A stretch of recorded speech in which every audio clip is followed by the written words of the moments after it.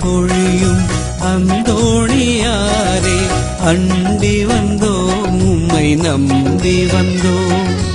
அருள் புரிவாய் என்றும் அரவணைப்பாய்.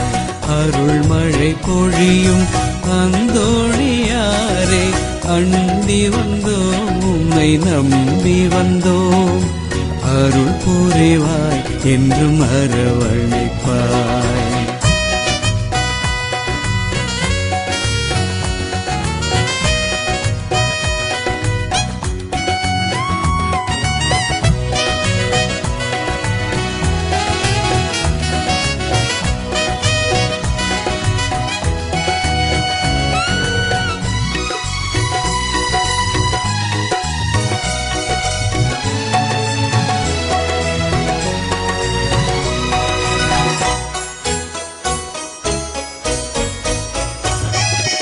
உலகெல்லாம் போற்றும் சாத்திரரே, ஞானம் நிறைந்த போதகரே.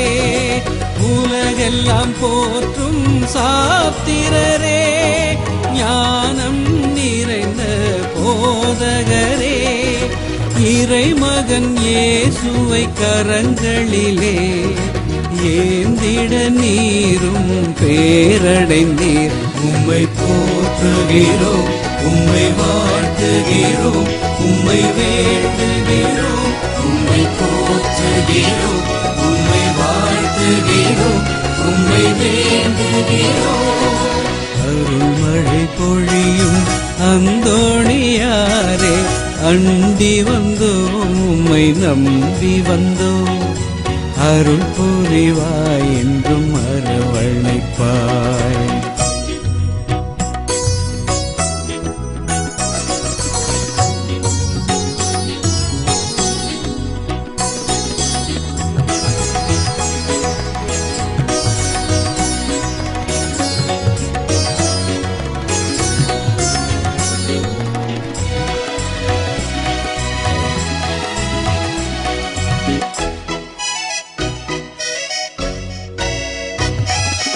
ஆழ்கடல் மீன்களுக்கு போதித்தீரே, ஞான ஒளியான அந்தோணியாரே. ஆழ்கடல் மீன்களுக்கு போதித்தீரே, ஞான ஒளியான அந்தோணியாரே. ஏழை எங்களின் காவலரே, எமக்காய் தயவாய் வேண்டிக் கொள்ளும். உம்மை போற்றுகிறோம், உம்மை வாழ்த்துகிறோம், உம்மை வேண்டுகிறோம். உம்மை போற்றுகிறோம், உம்மை வாழ்த்துகிறோம், உம்மை வேண்டுகிறோம். அருள் மழை பொழியும் அந்தோணியாரே, அண்டி வந்தோம் உம்மை நம்பி வந்தோம். அருள் புரிவாய் என்றும் அரவணைப்பாய். அருள் மழை பொழியும் அந்தோணியாரே, அண்டி வந்தோம் உம்மை நம்பி வந்தோம். அருள் புரிவாய் என்றும் அரவணைப்பாய்.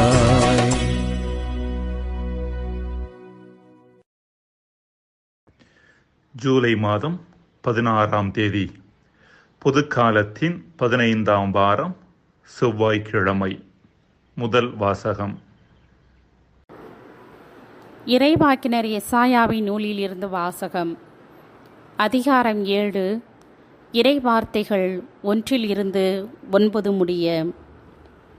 புசியாவின் பேரனும் யோதாமின் மகனுமான ஆகாசு யூதா நாட்டை ஆட்சி செய்த நாட்களில் ரட்சின் என்னும் சிரியா நாட்டு அரசனும் ரமலியாவின் மகன் பெக்காய் என்னும் இஸ்ரேல் நாட்டு அரசனும் எருசலேமுக்கு எதிராக போர் தொடுத்து அதை வீழ்த்த முயன்றனர்.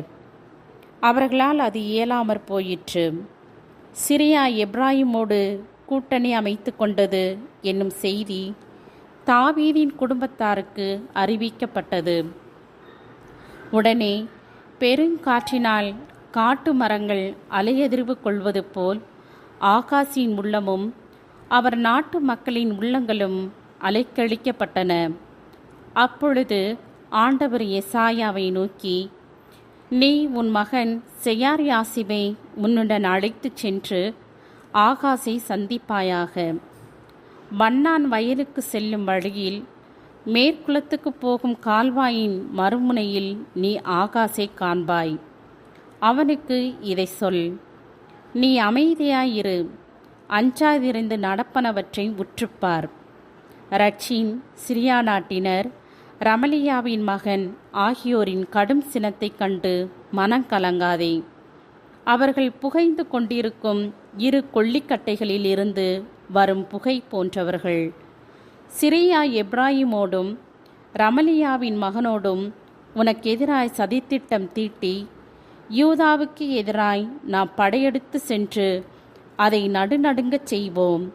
அதற்கு எதிராய் போரிட்டு அதை பிடித்து தயேல் என்பவனின் மகனை அதற்கு அரசனாக்குவோம் என்று தங்களுக்குள் பேசிக்கொள்கிறார்கள். ஆதலால் ஆண்டவர் இவ்வாறு உரைக்கிறார், அவர்களது திட்டம் நிலைத்து நிற்காது, அது ஒருபோதும் நிறைவேறாது. ஏனெனில் சிரியாவின் தலைநகர் தமஸ்கு, தமஸ்கு நகரின் தலைவன் ரட்சின். இன்னும் 65 ஆண்டுகளில் எப்ராயிம் ஒரு மக்களினம் என்னும் தகுதியை இழக்கும் வண்ணம் தவிடி பொடியாக்கப்படும். எப்ராயிமின் தலைநகர் சமாரியா, சமாரியா நகரின் தலைவன் ரமலியாவின் மகன். உங்கள் நம்பிக்கையில் நிலைத்திராவிடில் நீங்களும் நிலைத்து நிற்க மாட்டீர்கள்.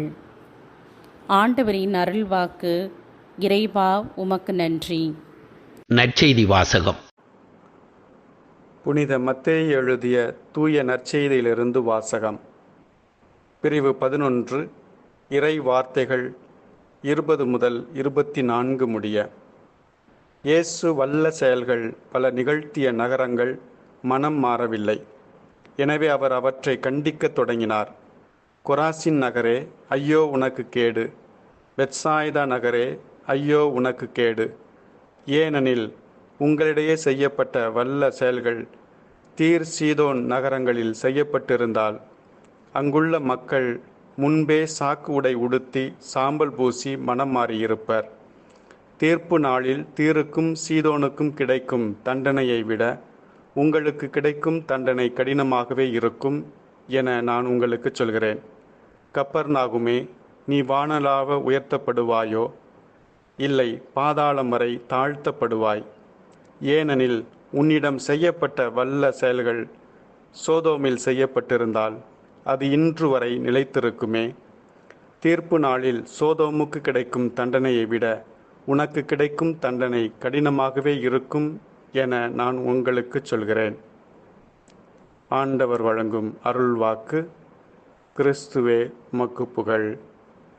அன்புக்குரியவர்களே, கடந்த 2 வாரங்களாக வடநாடான இஸ்ரேல் எவ்வாறு ஆமோஸ் மற்றும் ஒசேயா ஆகியோரின் குரலுக்கு செவி கொடுக்காமல் அழிவை நோக்கி பயணித்தது என்பது குறித்து முதல் வாசகங்களில் வாசிக்க கேட்டோம். இனி வரும் நாட்களில் தென்னாடான யூதா நாடு பற்றியும் அது எவ்வாறு தீமையை நோக்கி பயணித்தது என்பது குறித்தும் வாசிக்க இருக்கின்றோம். இன்றைய முதல் வாசகத்தின் பின்னணி இதுதான். யூதா அரசனாக இருந்த ஆகாசுக்கு அது ஒரு கஷ்டமான காலம். அவனுடைய அண்டை நாடான இஸ்ரேலும் எதிரி நாடான சிரியாவும் மிக்க படைபலத்தோடு அவனுக்கு எதிராக வந்தனர். அவனுக்குள் கலக்கமும் குழப்பமும் ஏற்பட்டது. என்ன செய்வது என்று தெரியவில்லை. அசீரிய அரசனோடு சேர்ந்து கொண்டு சிரியா இஸ்ராயேல் கூட்டணியை எதிர்கொள்ளலாம் என்று முடிவு செய்தான். இப்படிப்பட்ட சூழ்நிலையில் எசாயா இறைவாக்கினர் வழியாக இறைவன் யூதா அரசன் ஆகாசுக்கு கொடுத்த செய்தியே இன்றைய முதல் வாசகம். இறைவன் கொடுத்த செய்தியின் சாராம்சம் இதுதான். சிரியாவும் இஸ்ரேலும், எப்ராயிம் என்பது இஸ்ரேலின் மற்றொரு பெயர். சிரியாவும் இஸ்ரேலும் கூட்டாக உனக்கு எதிராக வருவதைக் கண்டு கலங்காதே, கவலைப்படாதே. இறைவன் அவற்றை ஒன்றுமில்லாமல் ஆக்கிவிடுவார். உன்னை தோற்கடிக்க வேண்டும் என்ற அவர்களது திட்டம் நிறைவேறாது. எனது இந்த வார்த்தைகளில் நம்பிக்கை கொள்ளாமல் அசீரிய அரசனின் உதவியை தேடிச் சென்றாய் என்றால் நீ நிலைத்து நிற்க மாட்டாய். இந்த செய்தியைத்தான் எசாயா வழியாக இறைவன் கொடுத்தார். ஆனால் யூதா அரசன் ஆகாசோ எசாயா வழியாக இறைவன் கொடுத்த செய்தியை நம்பவில்லை. அசிரியாவின் துணையை நாடினான். விளைவு உதவியே உபத்திரமாக மாறிப்போனது. அசிரியாவை யூதா நாட்டை கொள்ளையடித்தது மட்டுமல்லாமல் அதை அடிமையாக மாற்றியது. யாவே இறைவனில் தன் முழு நம்பிக்கையை வைக்க தவறிய அரசன் தனக்குத்தானே அழிவை தேடிக்கொண்டான்.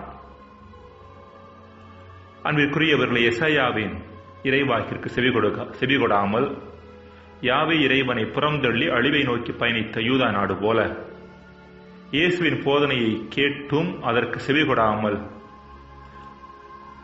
மனம் போன போக்கில் போய் மனமாற மறுத்து அழிவை நோக்கி பயணித்த சில நகர்களை இயேசு கண்டிப்பதே இன்றைய நற்செய்தி வாசகம். கொராசின், பெத்சாய்தா, கப்பர்நாகும் ஆகிய 3 நகர்களை இயேசு குறிப்பிட்டு அங்குள்ள மக்களை அவர்களின் கடின உள்ளத்திற்காக கண்டிப்பதாக இன்றைய நற்செய்தியில் பார்க்கின்றோம். நற்செய்தியில் இயேசு கொராசி நகரில் புதுமையோ வல்ல செயலோ செய்ததாக நாம் பார்ப்பது கிடையாது. ஏன் அவர் போதித்ததாக கூட எந்த குறிப்பும் இல்லை. பெத்சாய்தா நகரில் கூட அவர் செய்த ஒரே ஒரு புதுமை மட்டுமே, அதாவது பார்வையற்ற ஒருவருக்கு பார்வை கொடுத்தது, நற்செய்தியில் இடம்பெற்றிருக்கிறது. மார்க் 8:22 முதல் 26 முடிய.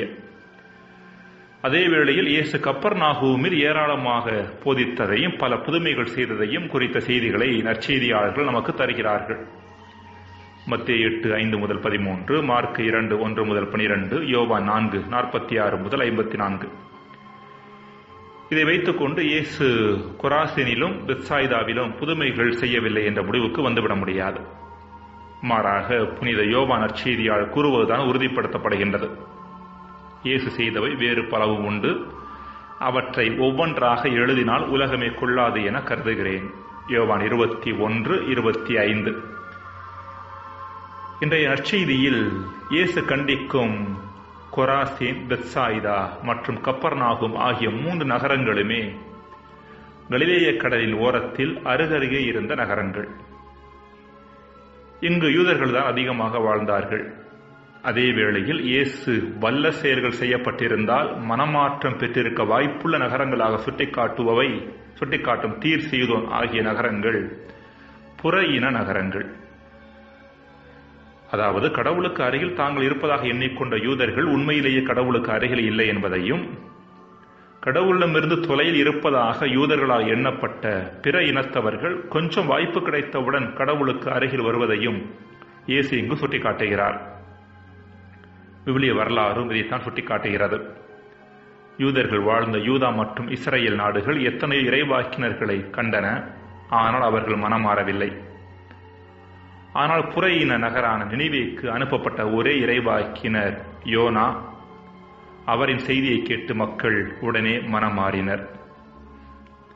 அன்புக்குரியவர்களே, நம் பக்தி முயற்சிகளாலும் ஆலயத்திற்கு அடிக்கடி போவதாலும் ஆண்டவனுக்கு அருகில் இருப்பதாக நாம் எண்ணிக்கொண்டோம் என்றால், நாம் உண்மையிலேயே கடவுளுக்கு அருகில் இருக்கிறோமா என்று சிந்திப்பதற்கான அழைப்பைத்தான் இன்றைய வாசகங்கள் நமக்கு முன்பாக வைக்கின்றன.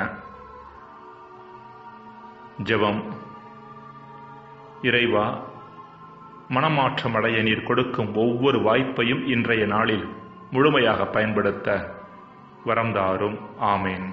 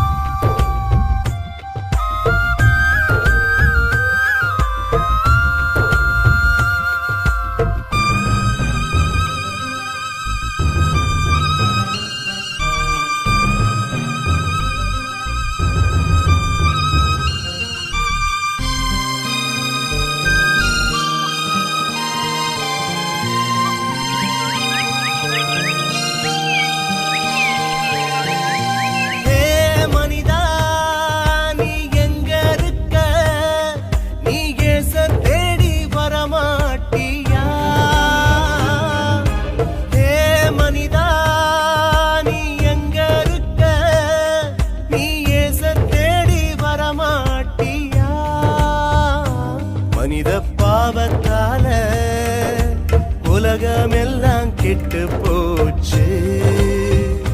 மனித பாவத்தால உலகமெல்லாம் கெட்டு போச்சு. நீ இயேசு கிட்ட வரமாட்டியா? உன் இதயத்தை இயேசுக்கு தரமாட்டியா? நீ இயேசு கிட்ட வரமாட்டியா? உன் இதயத்தை இயேசுக்கு தரமாட்டியா? ஹே மனிதா, நீ எங்க இருக்க? நீ இயேச தேடி வரமாட்டியா? ஹே மனிதா,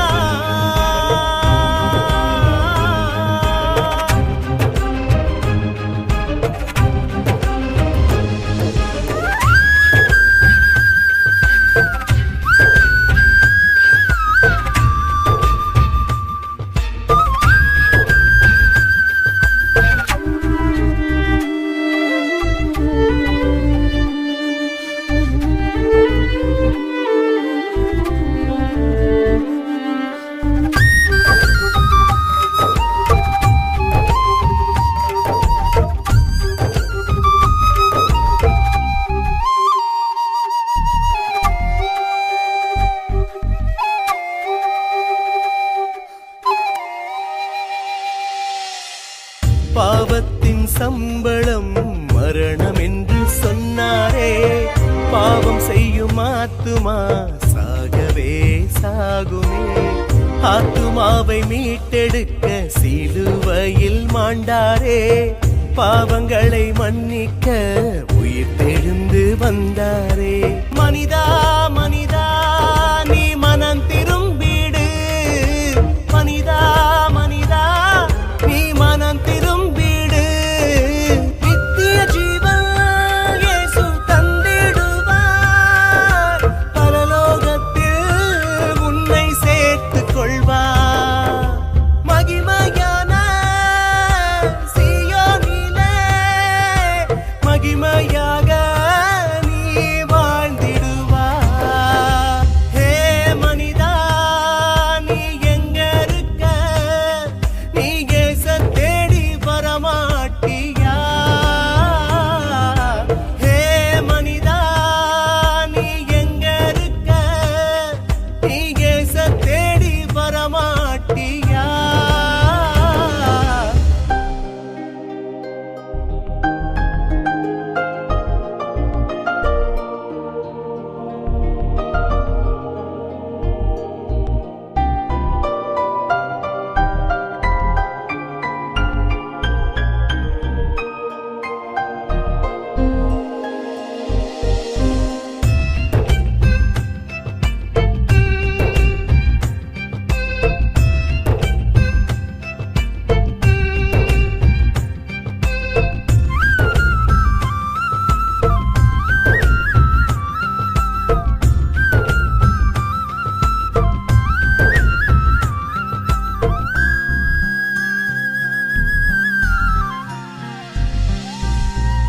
ஆஸ்தியும் ஐஸ்வர்யமும் தேடுகின்ற மனிதனே, உன் ஆத்துமா விலையேற பெற்றது என்று தெரியுமா? சரீரத்துக்கு சாவுண்டு, ஆத்துமாவுக்கில்லையே. ஆத்துமாவை தந்த தேவனிடத்திற்கு திரும்பிடு. மனிதா மனிதா, நீ மனம் திரும்பிடு. மனிதா மனிதா, நீ மனம் திரும்பிடு. நித்திய ஜீவன் இயேசு தந்திடுவார். பரலோகத்தில் உன்னை சேர்த்துக் கொள்வார். மகிமையான சீயோனிலே மகிமையாக நீ வாழ்ந்திடுவார். ஹே மனிதா, நீ எங்க இருக்க? நீ இயேச தேடி வரமாட்டியா? ஹே மனிதா, நீ எங்க இருக்க? நீ இயேச தேடி வரமாட்டியா? மனித பாவத்தால உலகமெல்லாம் கெட்டு போச்சு. மனித பாவத்தால உலகமெல்லாம் கெட்டு போச்சு. நீ இயேசு கிட்ட வரமாட்டியா? உன் இதயத்தை இயேசுக்கு தரமாட்டியா? நீ இயேசு கிட்ட வரமாட்டியா?